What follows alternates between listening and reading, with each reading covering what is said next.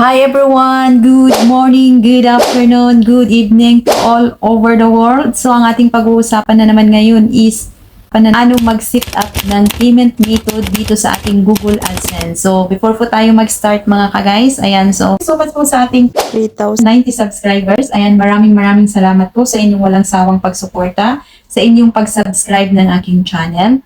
At thank you ulit sa mga nagbibigay ng mga software stickers, nagpa-member ng ating channel, nagbibigay ng mga software things dyan. Ayan, maraming salamat ulit sa inyong lahat.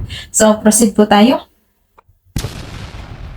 So, ayan guys, paano nga ba kung nag-set up ng aking payment method dito sa aking Google AdSense? So ang una-una nyo pong gawin mga ka-guys is punta lang po tayo ng ating Google Chrome.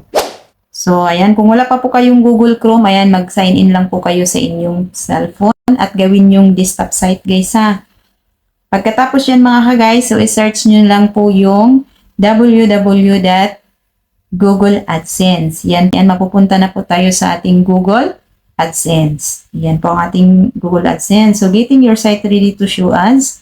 Yan, makikita nyo dyan lahat naka-green na po kasi napilapan ko na din po yan siya mga ka-guys. Dahil po ay napilapan ko na po yan, kaya naka-green. So, itong tatlong dot dito sa gilid, so hanapin natin diyan yung payment. So, press payment po. So, pag na-press yung payment info, so, yan po ang resulta ng ating payments info. Yan, so, wow, ang laki ng savings ko. So, talagang mapagtiyaga lang po tayo guys para po magka-income din tayo. So, how you get paid? So, ayan, may itong add payment method. So, dito po tayo, press nyo lang po yung add payment method.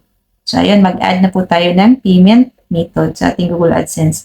So, dito makikita nyo po yung add a payment method. So, dyan mayroong dalawa, add new wire transfer details, add cheeky details. So, for example, so, ipakikita ko po yung cheeky, no?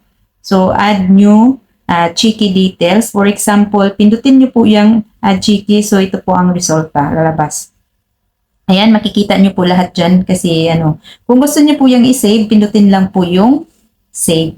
Ganun lang po kasimple. Pindutin lang po yung save.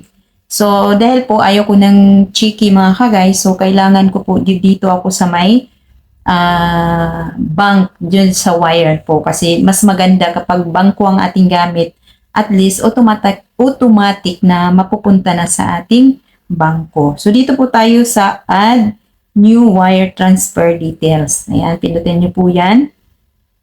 So sa baba, to receive payout, bank transfer, contact your bank. Ayan, merong basahin dyan guys ha, basahin nyo lang po yan. Babasahin nyo lang po yan para sure po kayo. Mas maganda po talaga na nabasa nyo lahat bago kayo mag-fill up. So, dito sa name or basic account, so, pwede nyo po yung hindi lagyan. So, automatically, pwede nyo po yan. So, name of bank account. Ayan. So, isulat nyo po yung pangalan nyo dyan kung ano po yung name ng inyong bangko. So, for example po sa akin dyan, ayan po yung aking pangalan. Ayan. For example po, ang aking pangalan, isusulat ko po ang aking pangalan dyan. So, sa inyo po, bahala na po kayong magsulat dyan kung ano pong pangalan ng inyong bangko dyan. So, pagkatapos nyan, and sa baba, bank name, yung pangalan ng bangko nyo. So, isusulat nyo po dyan kung anong pangalan ng bangko. So, for example po sa akin, video. So, ayan, nakasulat po yung video. So, pagkatapos niyan dyan, so, hindi ka po, account number. So, account number po ng inyong bangko. So, i-check nyo lang po dyan yung account ng inyong bangko. Ayan, for example, dyan, yan po ang inyong account bangko. So, for example po, ito po yung aking number ng aking bangko. So, retype account number. So, iuulit nyo ulit guys, ka-retype ang inyong bank number. So, ganun lang guys. Type ulit nyo ang inyong bank account number. So, ayun. Ayun, done na po. So, pagkatapos nyan mga guys, set as primary payment method. So, ayun, Swift BIC. Ayun, kailangan pa po yung Swift BIC is required. So, isusulat nyo po yan yung BIC nyo dyan guys. So, kailangan tanungin nyo po pala si yung bangko dyan kasi napaka-importante po yan kasi hinihingian po talaga yung Swift BIC. So, ite-type ko na lang po ang aking SIP BIC. So, ayan.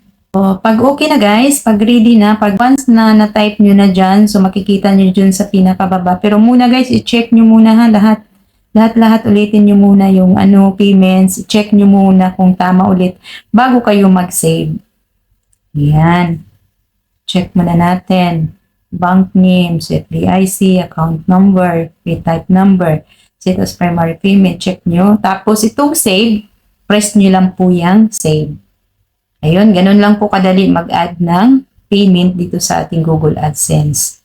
So, ayan na. Nakalagay na ang ating payment sa ating Google AdSense. Ayan, meron na po tayong add payment method sa ating Google AdSense. Ayan, ganun lang guys kadali maglagay ng add payment po sa ating Google AdSense. So, napakasimple lang po mga ka-guys. Basta, pag nasundan niyo po ang aking video is napaka-easy lang po talaga kasi step by step po yan yung aking pag-share sa inyo. So, ayan guys, kung nagustuhan niyo ang aking video na ito, ayan, huwag pong kalimutan. Pakibigay naman po ng likes dyan at huwag pong kalimutan talaga mag-comment po sa baba po. Number 1 po yan na malalaman ko kung ano pong masasabi nyo sa aking content na ito. So hanggang dito na lang po ang aking content. See you for the next po sa susunod kong mga videos. Ayan. Maraming salamat po and have a nice day to everyone. Bye-bye!